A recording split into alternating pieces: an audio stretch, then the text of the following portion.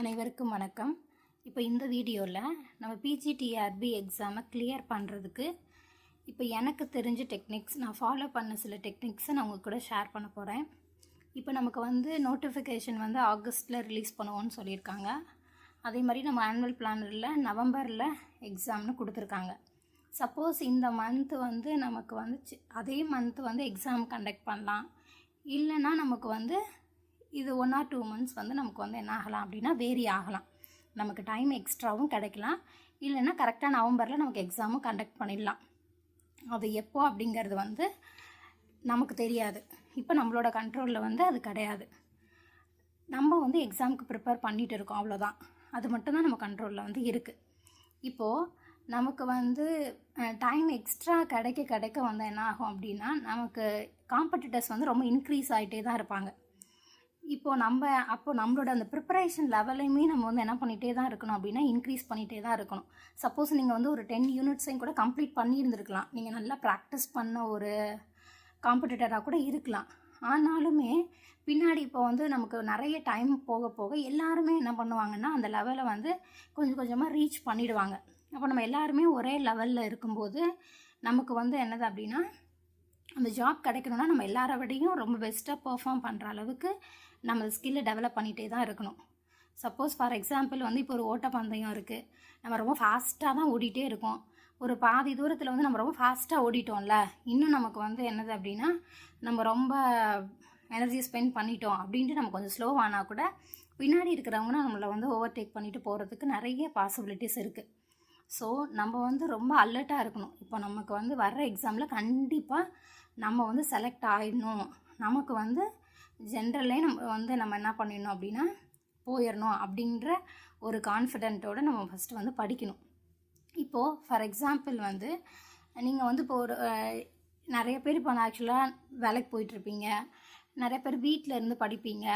இப்போது நம்ம என்ன பண்ணுறோம் அப்படின்னா கரெக்டாக ஏதாவது ஒரு அப்டேட்டு நம்ம டிஆர்பியில் விடுறாங்க, ரிலீஸ் பண்ணும்போது நம்ம என்ன பண்ணுறோம், உடனே அந்த மெட்டீரியல் எடுத்து வச்சு படிக்கிறோம். இல்லைன்னா அப்போ ரொம்ப சின்சியராக இருக்கும். அதே இது இப்போ டிஆர்பியில் எந்த அப்டேட்டும் இல்லை அப்படிங்கும்போது நம்மளும் என்ன பண்ணிடுறோம் அப்படின்னா இது நம்மளோட அந்த எனர்ஜியுமே ரொம்ப டிக்ரீஸ் ஆகிடுது.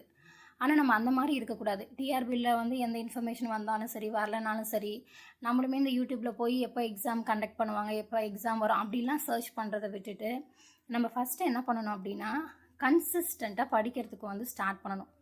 இப்போ நீங்கள் ஆனால் கண்டிப்பாக அது கொஞ்சம் கஷ்டம் தான். இப்போ நம்ம வீட்டில் இருக்கோம் அப்படின்னாலுமே நம்ம உட்காந்து 24 hours எடுத்து நம்மளால் படிச்சுட்டு இருக்க முடியாது. இப்போ ஒருவேளை எக்ஸாம் நமக்கு இப்போ நெக்ஸ்ட் மந்த் இருக்குது அப்படின்னா நமக்கு அந்த ஒரு எனர்ஜி இருக்கும். நம்மளால் கண்டிப்பாக படிக்கணும் அப்படின்ற அந்த ஒரு நமக்கு ஒரு இன்டர்னலாகவே ஒரு மோட்டிவேஷன் நமக்கு இருக்கும். ஆனால் நமக்கு ஒரு வேளை எக்ஸாம் எப்போனே தெரியல, இல்லைன்னா ஒரு வேளை அந்த டேட் எக்ஸ்டெண்ட் ஆகலாமா அப்படின்ற மாதிரி நமக்கு சில விஷயங்கள் இருக்கும்போது கண்டிப்பாக நமக்கு ஒரு எக்ஸ்டர்னல் மோட்டிவேஷன் நமக்கு கண்டிப்பாக தேவைப்படும். அப்போ நம்ம தான் என்ன பண்ணிக்கணும் அப்படின்னா நம்ம அந்த கன்சிஸ்டன்சி மெயின்டைன் பண்ணுறதுக்கு நம்ம சில டெக்னிக்ஸ் ஃபாலோ பண்ணிக்கணும். ஃபார் எக்ஸாம்பிள் இப்போ நீங்கள் என்ன பண்ணுங்கள் அப்படின்னா இப்போ ஒரு யூனிட் இருக்குது, உங்களுக்கு ரொம்ப ஈஸியாக எந்த யூனிட் இருக்கோ ஃபஸ்ட்டு அந்த யூனிட்டை செலக்ட் பண்ணுங்கள். அந்த யூனிட்டில் என்ன பண்ணுங்கள் அப்படின்னா டாபிக்ஸை செப்பரேட் பண்ணிவிடுங்க. இப்போ ஒரு நாளைக்கு நம்ம ஒரு டாபிக் படித்தா போதும் அப்படின்னு உங்கள் மைண்டை என்ன பண்ணிக்கோன்னா ஃபிக்ஸ் பண்ணிக்கோங்க. கண்டிப்பாக நீங்கள் ஒரு நாளைக்கு ஒரு டாப்பிக்காவது படிக்கணும். ஒரு 2 hours ஸ்பெண்ட் பண்ணணும் அப்படிங்கிறத ஃபிக்ஸ் பண்ணிக்கோங்க. அந்த 2 hours ரொம்ப கம்மி தான். அப்போ ஒரு நாளைக்கு நீங்கள் ஒரு டாபிக் படிச்சுட்டு என்ன பண்ணணும் அப்படின்னா அந்த டாபிக் முடிஞ்சோடனே ப்ரீவியஸ் இயர் கொஷின்ஸ் எடுங்க. அந்த ப்ரீவியஸ் இயர் கொஷின்ஸ் எடுத்து இப்போ நீங்கள் ஃபார் எக்ஸாம்பிள் இப்போ நீங்கள் ஆப்ரேஷனல் ஆம்ப்ளிஃபையர் படிக்கிறீங்க, எலக்ட்ரானிக்ஸ் சூஸ் பண்ணியிருக்கீங்க, ஆப்ரேஷனல் ஆம்ப்ளிஃபையர் படிக்கிறீங்கன்னா அந்த ஆப்ரேஷனல் ஆம்ப்ளிஃபையர் முடித்ததுக்கப்புறம் இப்போ ப்ரீவியஸ் இயர் கொஷின்ஸ் எடுத்து அப்போ ஆப்ரேஷனல் ஆம்ப்ளிஃபையர் ரிலேட்டடாக ஏதாவது கொஷின்ஸ் இருக்கா அப்படின்னு பாருங்கள். இல்லை நீங்கள் இஎம்டி எடுக்கிறீங்க அப்படின்னா இப்போ கேஸஸ்லாம் முடித்ததுக்கப்புறம் கேஸ்லாம் ரிலேட்டடான கொஷின்ஸ் எல்லாம் என்ன பண்ணுங்கள் அப்படின்னா அன்றைக்கி ஒர்க் அவுட் பண்ணுங்கள். சரி, நீங்கள் ஒர்க் அவுட் பண்ணுறீங்க அப்படின்னா இப்போ அப்ஜெக்டிவ்ஸ் ஒவ்வொன்றா டீல் பண்ணுறீங்க அப்படின்னா இப்போ இப்போ ஒரு கொஷின் நீங்கள் பார்க்குறீங்க, input impedance of operational amplifier அப்படின்னா நீங்கள் என்ன பண்ணுவீங்க, இது இன்ஃபினிட்டி அப்படிங்கிறது ஆன்சர்னால் சரி, input impedance of operational amplifier is infinity அப்படின்னு படிக்கக்கூடாது.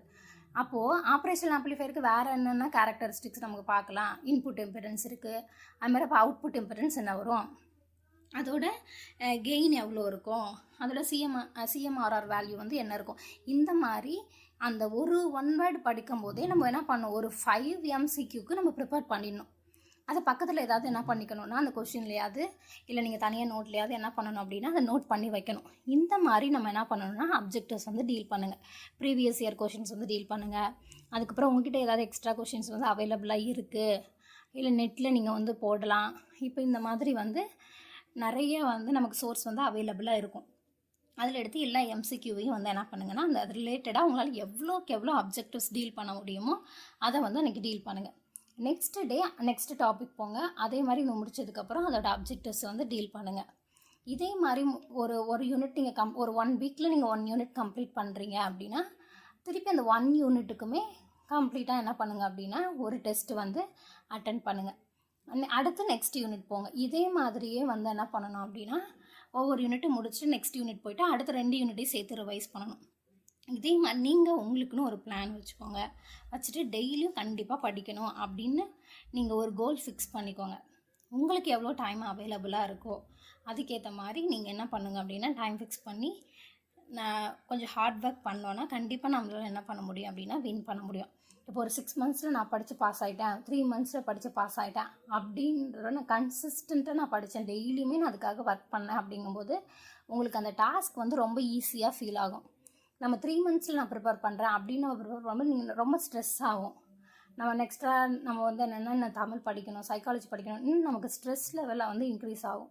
ஆனால் டெய்லி நம்ம படிக்கணும் அப்படின்னு நீங்கள் ஒரு பெரிய டாஸ்க்கை சின்னதாக நீங்கள் டிவைட் பண்ணி பண்ணும்போது உங்களுக்கு ரொம்ப அது வந்து ஈஸியாக ஃபீல் ஆகும். ஜாப் போகிறதுமே வந்து என்னென்னா உங்களுக்கு ரொம்ப ஈஸியாக உங்களுக்கு வந்து அது கிடைக்கும். அதனால் நம்மளையும் ரொம்ப கஷ்டப்படுத்திக்காமல் இந்த ஜேர்னியை வந்து ரொம்ப ஃப்ரூட்ஃபுல்லாக நீங்கள் என்ஜாய் பண்ணி நீங்கள் பண்ண முடியும். அதனால் டெய்லியும் கொஞ்சம் கொஞ்சம் படிங்க. அது ரிலேட்டடான MCQவை வந்து டீல் பண்ணுங்கள்.